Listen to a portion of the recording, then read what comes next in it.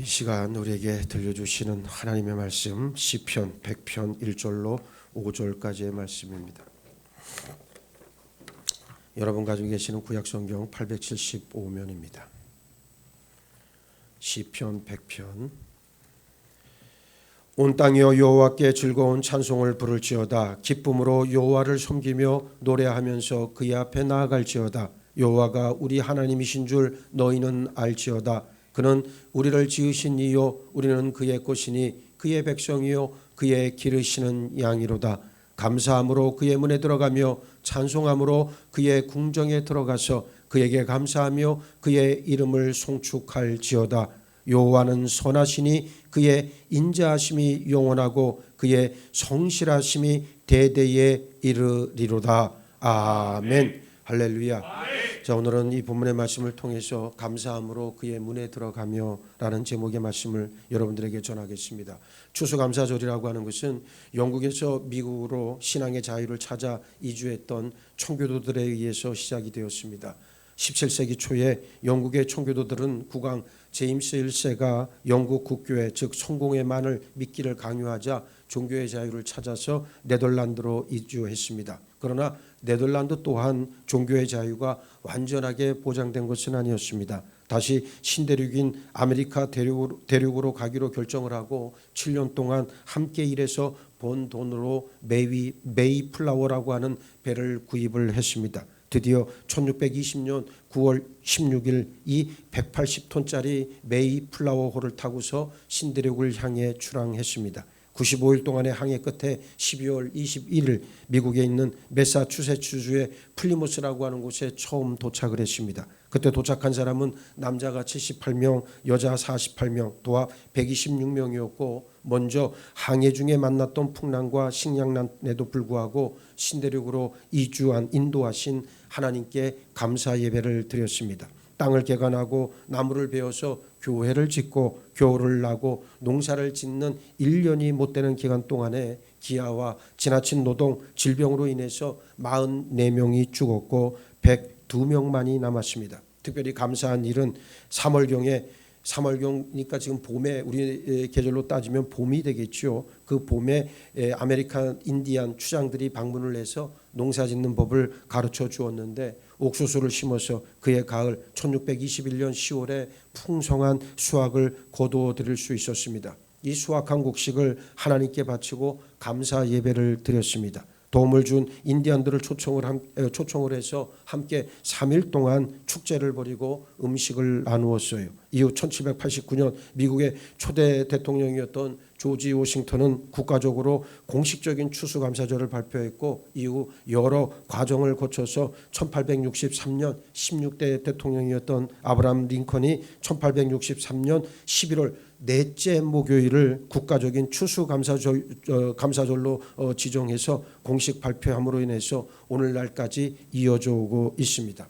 이 추수감사절의 기원은 하나님이 모세에게 지키라 명하신 절기에 있습니다. 하나님은 모세를 통해 이스라엘 모든 백성들은 1년에 3번 하나님을 위해 절기를 지키라 명령하셨습니다. 그 세 절기가 바로 유월절, 오순절 그리고 초막절입니다. 유월절은 이스라엘이 애굽에서 해방된 것을 기념하는 절기입니다. 특별히 이 세 절기 중에서 추수와 특별하게 연관되는 절기는 오순절과 초막절입니다. 원래는 애굽에서 해방된 이스라엘이 시내산에서 하나님과 언약을 맺고 하나님의 백성이 되고 하나님의 율법을 받은 것을 기념하는 절기예요. 오순절은 유월절 후 7주 뒤에 오는 절기를 의미합니다. 그래서 칠칠절이라고도 하고 오순절이라고도 불러요. 또 첫 번째 열매가 열린 것을 기념한다고 해서 초실절이라고도 하는데 한 해의 첫 번째 추수를 하기 때문에 그렇습니다. 보리를 추수해서 하나님께 감사하는 절기라고 해서 맥추절이라고도 부릅니다. 우리나라에서 추석이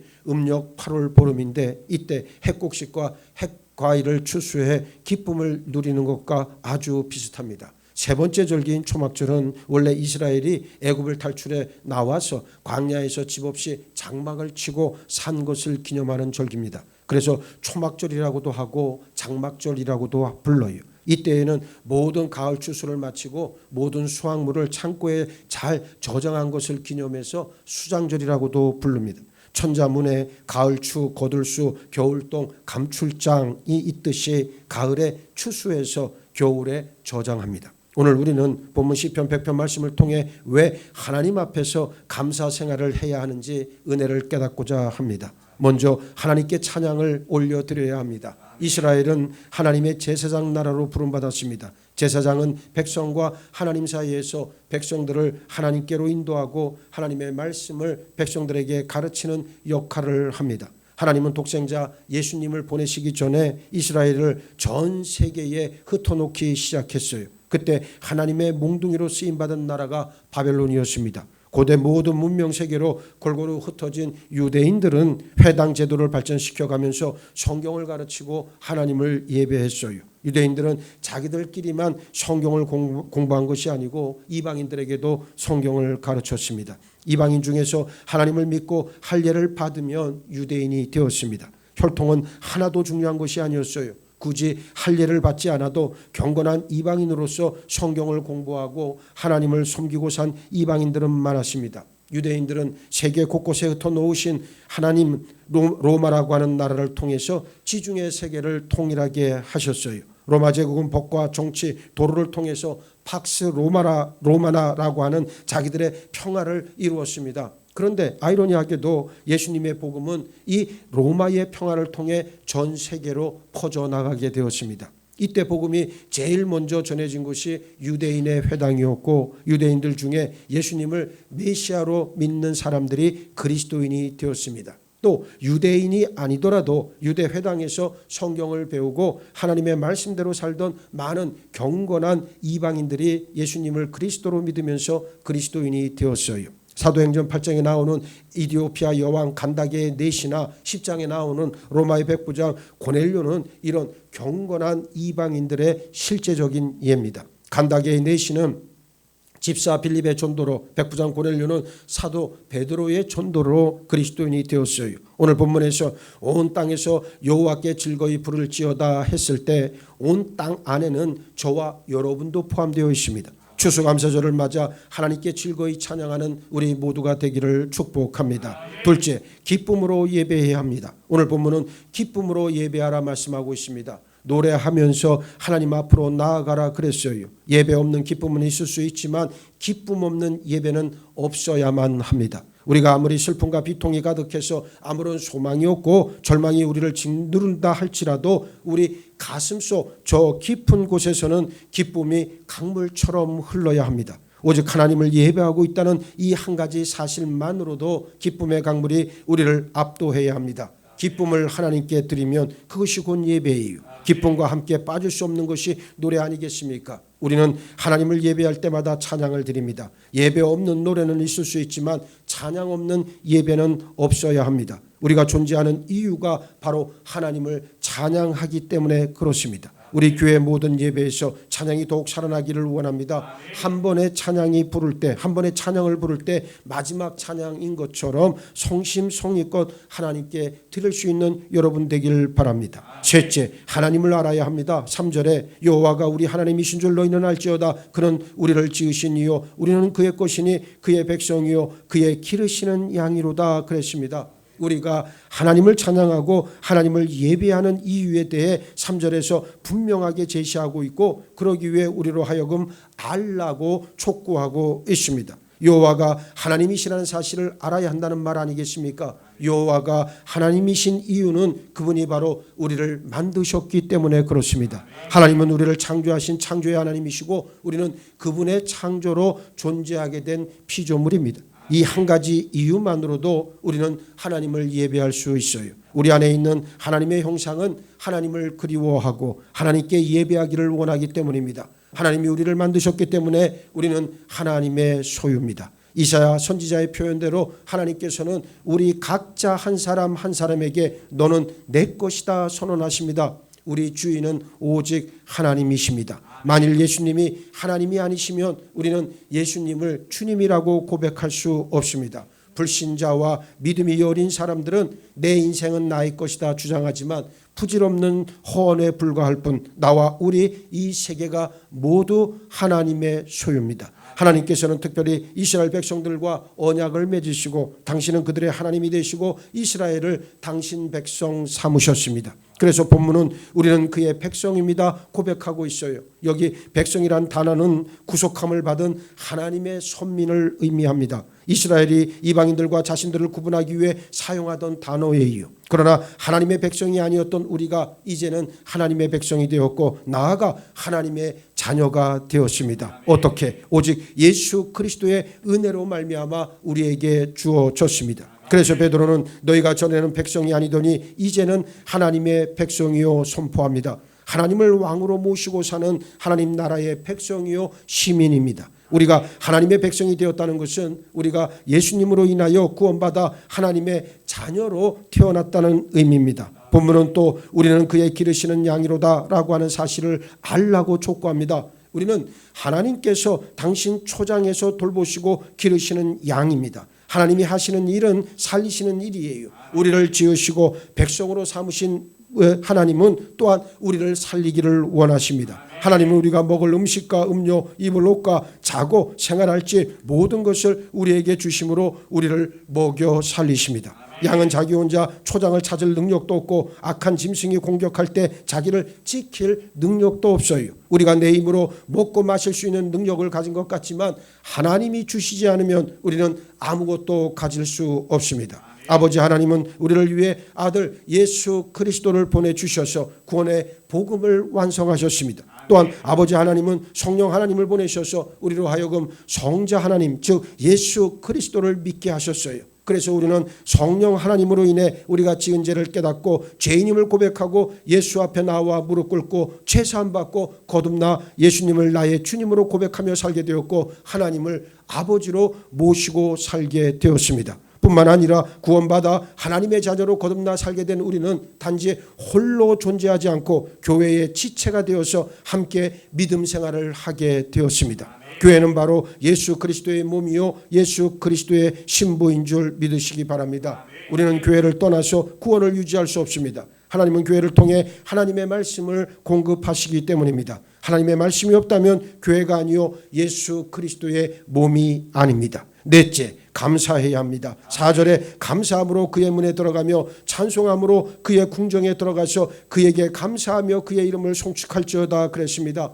하나님의 전에 나아가는 자세를 제시하고 있어요. 하나님의 전 문에 들어갈 때 가져야 할 자세가 바로 감사함이라는 말씀입니다. 감사 없이 하나님께 나아갈 수 없어요. 예배 없는 감사는 있을 수 있어도 감사 없는 예배는 있을 수 없습니다. 예배는 예배를 통해 하나님께 무엇을 받는 것이기 이전에 우리가 하나님께 드리는 행위예요. 사람들은 은연중에 예배 본다는 말을 자주 하는데 예배는 보는 것이 아니라 드리는 것임을 분명히 깨닫기 바랍니다. 우리는 예배를 통해 감사를 드립니다. 하나님의 궁정에 들어갈 때 찬송을 드립니다. 하나님께 감사하고 하나님의 높으신 이름을 송축합니다. 감사는 표현될 때만이 감사가 될 수 있어요. 마음에 고마운 생각을 아무리 가지고 있어도 표현되지 않는다면 그것은 감사가 아닙니다. 우리가 드리는 감사와 찬양이 우리 입술의 열매지만 또한 우리 삶으로도 동일한 것을 하나님께 드릴 수 있어야 합니다. 우리를 보고 믿지 않는 우리 이웃들이 하나님께 감사할 수 있다면 얼마나 멋진 일이겠습니까?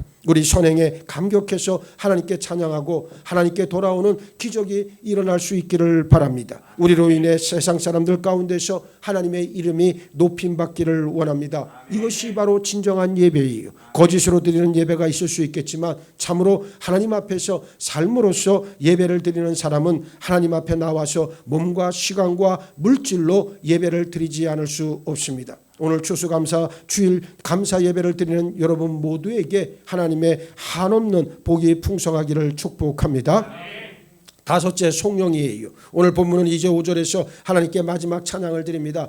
자신이 체험한 하나님의 선하심과 인자하심, 성실하심을 노래하고 있습니다. 선하심은 우리에게 좋은 것을 주시기 원하시는 하나님의 근본적인 동기를 의미합니다. 지나간 날들 동안에 소중한 것들을 잃었을 수도 있습니다. 사랑하는 가족과 건강과 이런 것들을 잃어버릴 수도 있었고, 재산이나 친구를 잃기도 했을 수 있습니다. 그러나 많은 고통과 실패와 좌절, 고난을 경험했다 할지라도 하나님의 근본적인 선하심을 지금 우리 마음에서 놓지 않는다면 우리는 하나님의 선하심이 궁극적으로 승리하는 것을 반드시 체험할 수 있습니다. 왜냐하면 우리는 하나님의 만드신 바요 그분의 백성이요 그분의 기르시는 양이기 때문에 하나님의 선하심은 우리를 하나님께로 인도하게 합니다. 이것으로 인해 하나님께 감사해야 합니다. 하나님의 인자하심은 우리 죄는 미워하시지만 우리를 사랑하시는 사랑을 의미합니다. 우리는 하나님의 인자하심을 알기에 죄 중에 살다가도 하나님을 멀리 떠났다가도 하나님의 넓으신 품으로 돌아올 수 있습니다. 이로 인해 감사하기 바랍니다.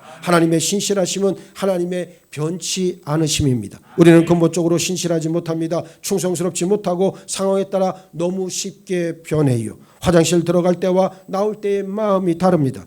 숙주나물처럼 쉽게 맛이 변합니다. 그러나 하나님은 신실하신 하나님이십니다. 하나님의 신실하심은 우리를 끝까지 따라다닙니다. 우리는 하나님의 만드신 바요 그분의 백성이요 기르시는 양이기에 근본적으로 신실하지 않음에도 하나님은 우리를 향해 신실하십니다. 이것으로 인해 하나님께 감사하기 바랍니다. 오늘 말씀의 결론, 예수님을 힘입어 아버지 하나님께 감사할 수 있기 바랍니다. 거듭나지 못한 인간은 태생적으로 자아중심의 교만에 빠질 수밖에 없습니다. 우리가 거듭났다는 증거는 교만한가 그렇지 않은가로 판별됩니다. 창조주시오 나의 주인이시고 내 모든 것을 인도하시는 하나님을 만난 사람은 하나님 앞에 엎드릴 수밖에 없어요. 그 뜻을 구하고 음성 듣기를 기뻐합니다. 반면 나 중심의 가짜 믿음을 소유한 자는 하나님이 자신을 위해 존재해야 한다 생각합니다. 내 뜻대로 안 되면 곧바로 하나님을 원망하고 불평을 쏟아냅니다. 하나님을 핥혀버립니다. 그러나 실상은 내가 하나님을 위해 존재합니다. 내가 하나님을 예배하고 하나님께 감사하고 하나님께 영광 돌리기 위해 존재한다는 사실을 반드시 알고 있어야 됩니다. 우리가 하나님께 감사하는 것이 1년에 단 하루 추수감사절 뿐이겠습니까? 절대로 아니에요. 우리 1년 365일 매일매일의 삶이 감사로 시작해 감사로 충만하고 감사로 마무리되어야 할 줄 믿습니다. 사도 바울은 골로새 교회 성도들에게 또 무엇을 하든지 말에나 일에나 다 주 예수의 이름으로 하고 그를 힘입어 하나님 아버지께 감사하라 권면합니다. 이 얼마나 멋진 선포의 말씀입니까? 무엇을 하든지 말에나 일에나 다 예수의 이름으로 하고 우리가 하는 모든 일은 다 예수의 이름으로 해야 한다는 말이에요. 또 이것을 힘입어 하나님 아버지께 감사해야 한다 사도 바울은 말씀하고 있습니다. 우리가 하는 모든 일이 예수의 이름으로 하는 것이 되어야 하고 또 예수님을 힘입어 아버지 하나님께 감사해야 합니다. 바울은 데살로니가 교회 성도들에게도 범사에 감사하라 권면합니다. 일이 잘 되어도 감사하고 일이 잘 되지 않아도 감사합니다. 하나님께서 지금 여기까지 우리를 인도하신 것을 인해 감사드리기를 원합니다. 특별히 우리 교회가 이곳에 세워지고 50년의 역사, 양쪽 교회를 다 합치면 70몇 년은 되겠지요. 이 두 교회가 하나가 되어져서 지금 새 출발을 하려고 지금 몸부림치고 있습니다. 여러분, 지금까지 인도하신 것이 하나님의 선하신 역사였다는 것을 인정하기 바라고 이 모든 것이 하나님의 은혜였음으로 인해 감사할 수 있는 우리 모두가 되기를 바라요. 오늘 새벽에도 제가 여러분들에게 말씀을 드렸지만 지난 5년의 목회 여정을 돌아보면 오직 감사밖에 남은 것이 아무것도 없습니다. 오직 감사, 감사, 감사. 하나님이 우리를 이렇게 인도하시고 우리를 세워주신 것이 얼마나 큰 감사의 제목이 될 수 있겠느냐. 오늘 여러분들에게 그와 같은 영적 깨달음이 있기를 원합니다. 주의 몸된 교회가 하나 세워져 가는 것이 얼마나 힘들고 어렵고 지난한 과정인 것을 우리는 지금 경험하고 있습니다. 그러나 이 또한 하나님의 뜻이에요. 왜냐하면 성전에 기초석된 우리들 자신이 우리가 반드시 하나님께서 기뻐 받으시는 온전한 존재들로 세워져야 된다는 것을 전제하기 때문에 그래요. 제가 말씀을 드렸지만 믿음이란 무엇입니까? 복음이란 무엇입니까? 내 존재의 변화와 삶의 변화가 반드시 수반되어야 그 믿음은 진짜 믿음이다. 여러분, 이 사실은 굉장히 중요한 거예요. 오늘날 많은 교회에서 이 복음이 온전히 증거만 된다 할지라도 이 교회가 이 세상을 능히 이끌고 갈 수 있을 것이라고 저는 확신을 합니다. 그리스도인이 먼저 변화되어야 되고, 그리고 그의 삶에서 변화된 열매들이 맺혀져야 되는데 전혀 그렇지가 않은 것이 오늘 우리의 아픔 아니겠습니까? 오늘 여러분들에게 분명하게 말씀을 드립니다. 하나님 앞에 감사하면 감사할수록 하나님의 은혜는 더 충만하게 우리에게 임한다는 것을 꼭 아시길 바라겠습니다. 오늘 추수감사주일을 맞아 아버지 하나님께 마음껏 감사하고 찬양하고 예배하고 사랑을 고백하는 우리 모두가 되기를 예수의 이름으로 축원합니다. 축원합니다. 축원합니다. 무엇을 하든지 말이나 일이나 다 주 예수의 이름으로 하고 그를 힘입어 하나님 아버지께 감사하라. 사도 바울의 이 선포의 말씀이 오늘 우리 심령 가운데 각인되기를 원합니다. 날마다 감사할 수 있는 저희 모두가 되게 하여 주옵소서. 모든 것이 하나님의 은혜일진데 내가 잘나서 내가 주인되어 내 능력으로 되어진 것이 아닌데, 그런데도 불구하고 우리는 하나님을 망각하고 그 은혜를 회피하며 살아왔던 지난날들의 삶의 모습들이 있습니다. 이 시간 아버지 앞에 놓사오니 용서하여 주옵소서. 오직 하나님의 은혜로 인해 감사와 찬양과 송축이 흘러 넘치는 우리의 복된 삶으로 이끌어 주옵시고, 마음껏 감사하며 하나님 앞에 나아갈 때 천국문이 열리는 귀한 복을 받아 누리게 역사하여 주옵소서. 감사하오며 우리 주님 예수 그리스도 이름 받들어 기도하옵나이다. 아멘.